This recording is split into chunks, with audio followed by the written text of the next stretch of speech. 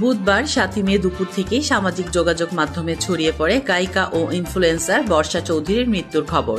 এদিন বর্ষার Facebook page থেকে দাবি করা হয় তিনি মারা গেছেন। এরপরই অপর এক ফেসবুক পোস্টে তার মৃত্যুর খবর নিশ্চিত করেন নারী উদ্যোক্তা ও সোশ্যাল মিডিয়া ইনফ্লুয়েন্সার বারিশা হক। মুহূর্তের মধ্যে ঝড়ের গতিতে ছড়িয়ে পড়ে সেই খবর। সামাজিক যোগাযোগ মাধ্যমে বর্ষার মৃত্যুর খবরের ছয়লাভ হয়ে ওঠে। এর কিছুক্ষণ পরই আরেকটি পোস্ট করেন বারিশা, যেখানে পরিবারের বরাত দিয়ে তিনি জানান বর্ষা চৌধুরী মারা যাননি। বারিশা আরও দাবি করেন বর্ষা চৌধুরীর ফেসবুক পেজ থেকে কে মৃত্যুর খবর পোস্ট করেছেন সেটাও তিনি জানেন না। সামাজিক যোগাযোগ মাধ্যমে যখন বর্ষার মৃত্যুর গুজবে উত্তাল, তখন এক ফেসবুক স্ট্যাটাসে আলোচিত এই নারীকে সাবধান করেছেন চিত্রনায়িকা পরীমণি।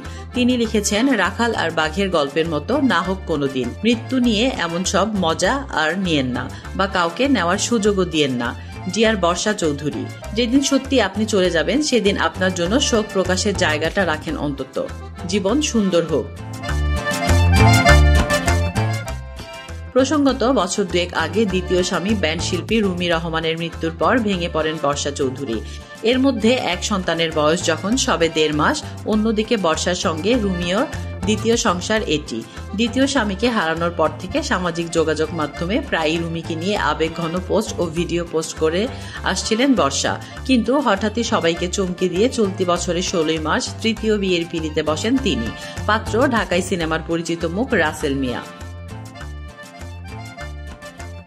বিয়ের পর কয়েক মাস ভালো গেলেও সেই সুখ বেশি দিন স্থায়ী হয়নি।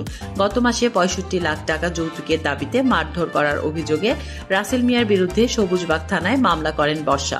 পরে ফেসবুকে একটি লাইভে আত্মপক্ষ সমর্থন করে স্বেচ্ছায় থানায় আত্মসমর্পণ করেন তিনি। তাসলিমা আক্তার শিমু, SBS বাংলা।